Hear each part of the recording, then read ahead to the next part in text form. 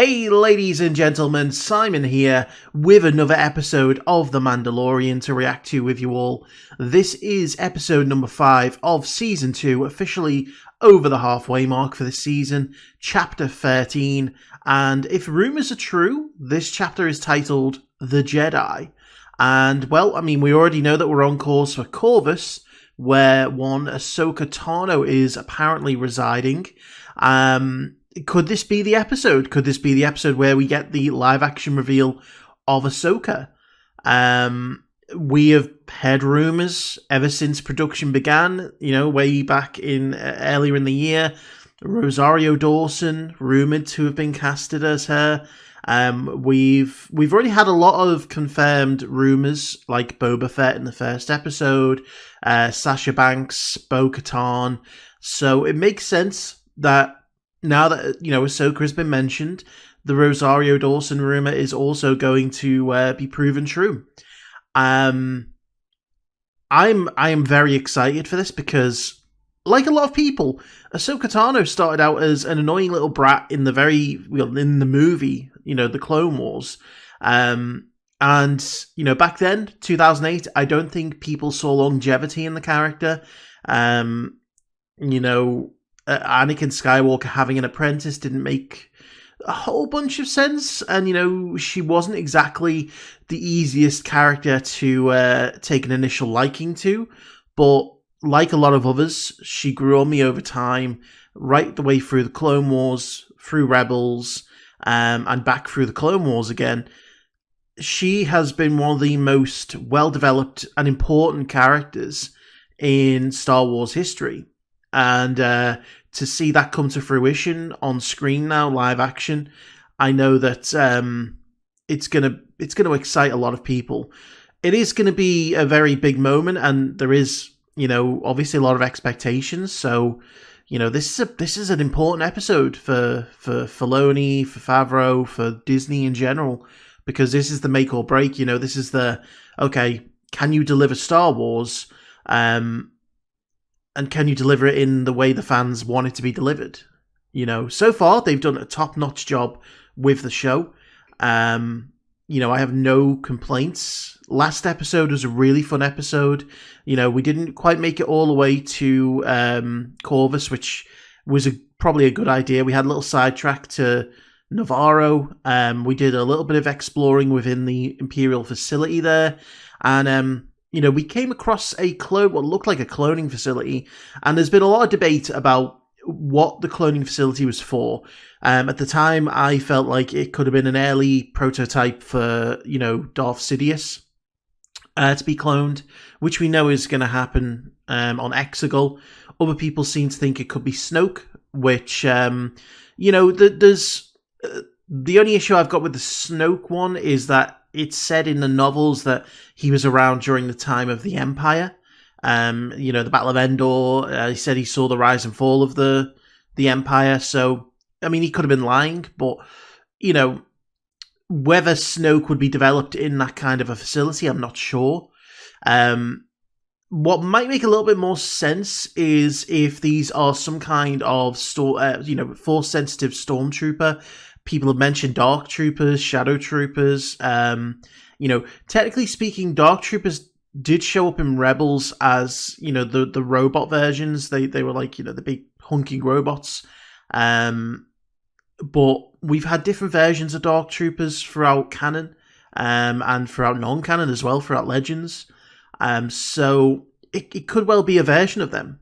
Certainly the ending shot with Moff Gideon seemed to indicate some kind of large-scale, force being developed, and if they were trying to implement them with force powers, then, that would certainly make sense. That would make sense of Moff Gideon for his idea of how to take power. I'd be interested, obviously he has the Darksaber, so he must know something of the Force and the Jedi, but I'd be interested to know how he knows so much about, Force users, and certainly midichlorians and stuff like that. It seems like he's well versed in that kind of stuff. So maybe he was maybe he was close to Darth Sidious. Maybe, he got a bit of tutelage from him. Who knows? But we are going to jump in. Before we do, I want to say a big thank you to my Patreon super supporters: Frank Tremel, Karen Abel, Ace, Nick Walters, The Seven Deadly Sins, Damon Smallwood, Michael Y, Clara Gros-Louis, Mr. Greg 89, Tyrone Tyrone, Pobinhas, and Matt Okeefe. So, without further ado, let's jump in and let's see what happens. They do love their dark settings to open up episodes, don't they? Where you can barely see anything. Oh! Okay, we're just opening up with it. Right, okay. Oh, shit in hell. We just went right into it, ladies and gentlemen. Ah! Ah! Ah! Okay. They didn't waste any fucking time with that. I think Ahsoka might be in this episode, guys.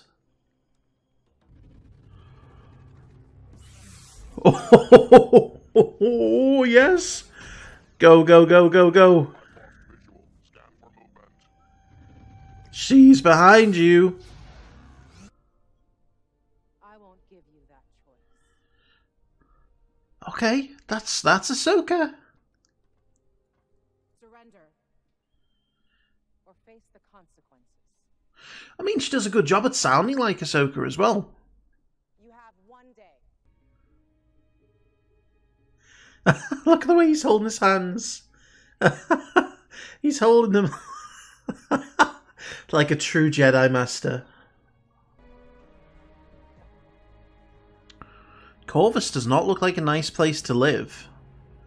I think they may have had a bushfire. Oh, jeez, are these... Oh my god, that is... I am getting a bit of a vibe here that she may not be exactly the world's friendliest magistrate. Of course, inside of her compound, there is lush life, a garden, probably a nice pot of tea on the go. But how does Beskar handle lightsabers is the question. Is it as resistant to blasters?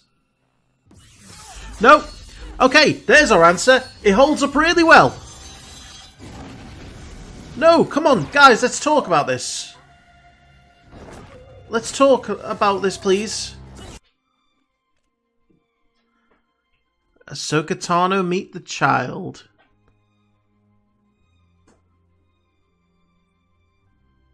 Oh my god, this is amazing. So what does this mean for her search for Ezra?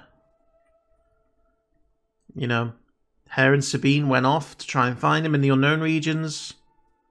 Does this mean she found him? Did she give up? Grogu and I can feel each other's thoughts.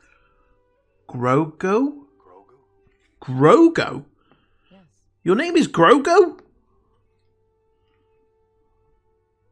That's his name. What? Did he name himself? Grogu. He answers to the name. Then his memory becomes dark. He seemed lost, Oh. alone. And then he found Mando. To wield it takes a great deal of training and discipline. He is 50 though. He's older than Ahsoka, I think. Things I can't explain. I mean, he's the oldest member of the group right now. Was to bring him to a Jedi. Is he scared? Is he scared of his powers?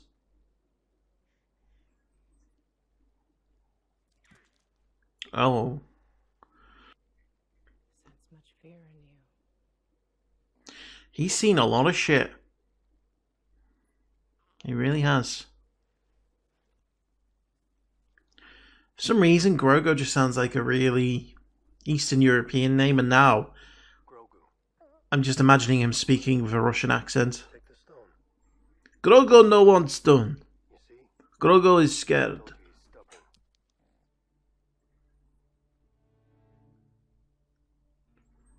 Oh.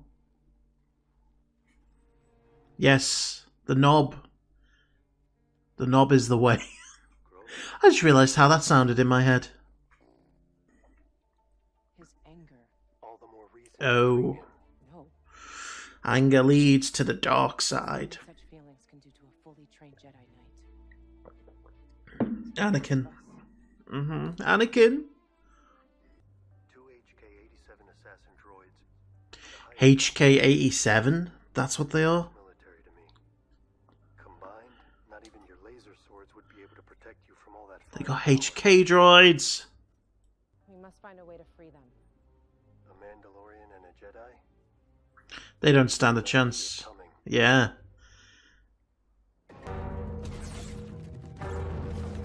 Oh, she's up and over the wall. Oh, yes! Run! There goes the alarm. Also, they describe this as a forest world. Shows you how badly she's tainted it. This magistrate. What is she looking for? Your master. Oh! Who's her master? Love to. I couldn't see that, but was that a Loth cat? Oh! Oh, she did, yes!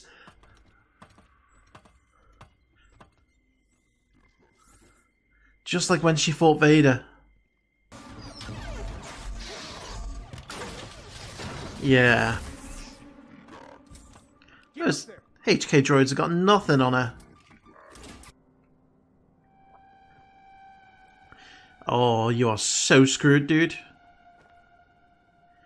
You better save face while you can. Oh, we're about to get a showdown here.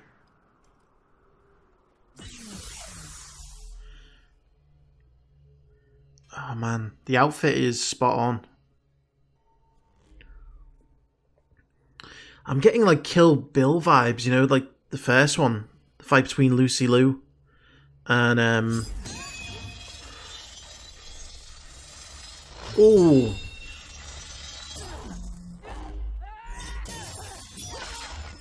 Oh no. She's just got one saber. Oh, I love the stance. That is Ahsoka's stance.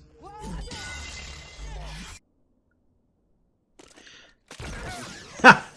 Really? Dude, come on. This guy's the fastest man on the draw. No! Oh, good shot. Again. Fastest man on the draw. Where is Grand Admiral Thrawn? Please tell me Thrawn's going to be in this. Thrawn's alive. And he's still part of the Empire as well, from the sounds of it.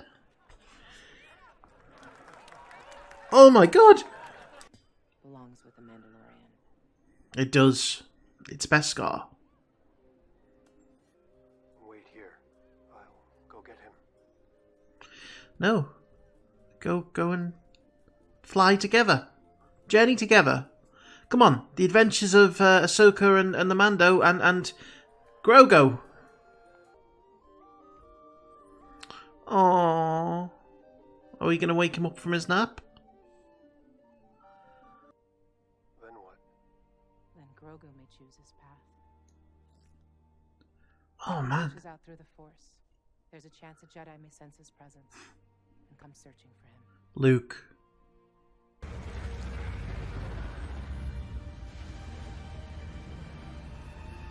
Well,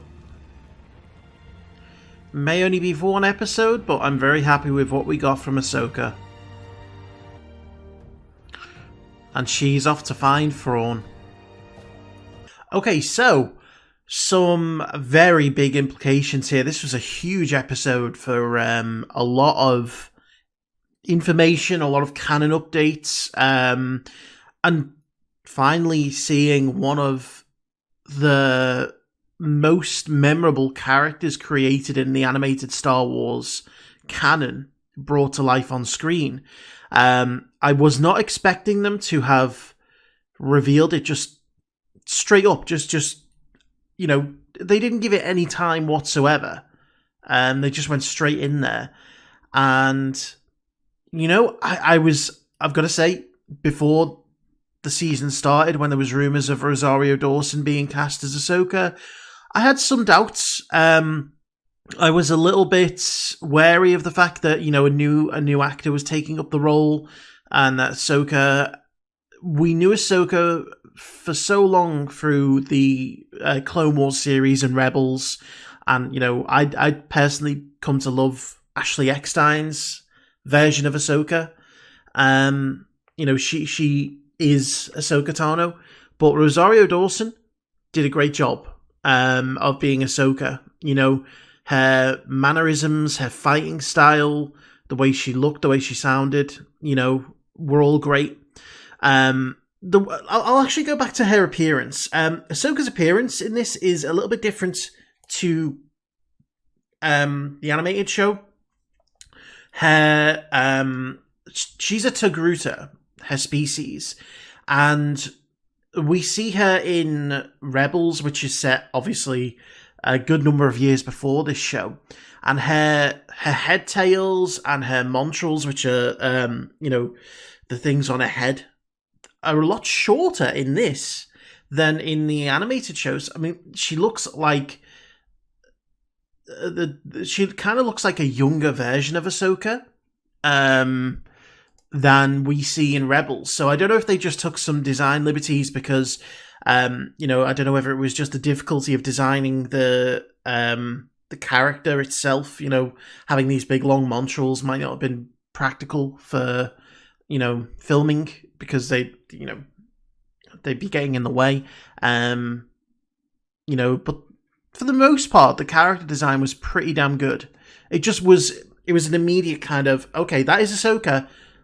Looks a little different than I expected just because she doesn't look exactly like she did in Rebels. But I've got to say, I'm happy with what I saw. There was a lot of canon updates here. We learned the name of the child, Grogu. What a weird name, Grogu. For some reason, all I can think of is Khal Drogo from Game of Thrones. And I'm just thinking now, Khal Grogu. And I'm getting weird kind of Game of Thrones, Star Wars crossover vibes.